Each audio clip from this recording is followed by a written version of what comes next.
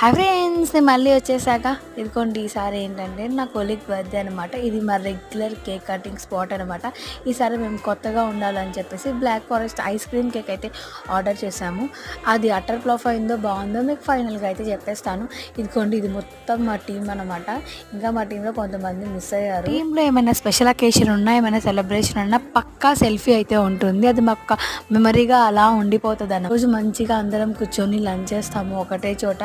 కాకపోతే బాధ ఏంటంటే ఆ రోజు బర్త్డే అనుకోండి, బర్త్డే బాయ్ జోబుకి పెద్ద చిల్లు పడినట్టే. చూసారు కదా మా టీంలో ఎంతమంది ఉంటామో వాళ్ళందరికీ పార్టీ అంటే ఒకసారి రెజ్యూమ్ చేసుకోండి, బిల్లు ఏ రేంజ్లో వస్తుందో.